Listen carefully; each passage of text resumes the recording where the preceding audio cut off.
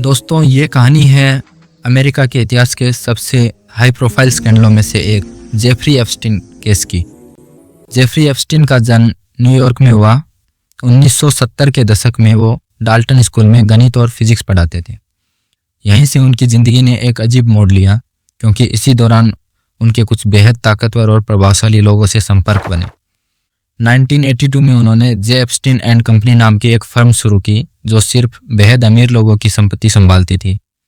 कहा जाता है कि उनकी कंपनी अरबों डॉलर से जुड़े फंड्स मैनेज करती थी, लेकिन हैरानी की बात यह थी कि उनके असली क्लाइंट्स कौन थे, ये बात अभी भी पूरी तरह सामने नहीं आई है। 2005 में फ्लोरिडा में एक 14 साल की लड़की के माता पिता ने एप्स्टीन पर यौन शोषण का आरोप लगाया। पुलिस जांच आगे बढ़ी और उनके घर से आपत्तिजनक सामग्री मिलने की बातें भी सामने आई।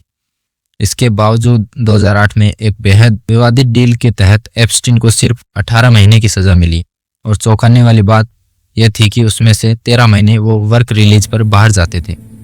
यही डील बाद में डील ऑफ द सेंचुरी के नाम से बदनाम हुई। फिर 6 जुलाई 2019 को न्यूयॉर्क में उन्हें नाबालिग लड़कियों की तस्करी और यौन शोषण से जुड़े एक वेस्ट नेटवर्क को चलाने के आरोप में गिरफ्तार किया गया। लगा कि अब सच सामने आएगा, लेकिन 10 अगस्त 2019 को ट्रायल शुरू होने से पहले ही एप्स्टीन अपनी जेल में मृत पाए गए। आधिकारिक तौर पर इसे आत्महत्या बताया गया, लेकिन सवाल आज भी जिंदा है।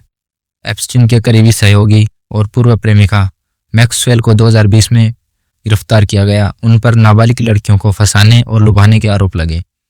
2021 में उन्हें दोषी ठहराया गया और 20 साल की सजा सुनाई गई। एप्स्टीन के संपर्कों में डोनाल्ड ट्रंप, बिल क्लिंटन और प्रिंस एंड्रयू जैसे बड़े नाम सामने आए। कुछ तस्वीरों और फ्लाइट लॉग्स में बिल गेट्स, सर्गेई ब्रिन और नोम चॉम्स्की जैसे नाम भी दिखे। हालांकि इनमें से किसी को भी कानूनी तौर पर दोषी साबित नहीं किया गया है।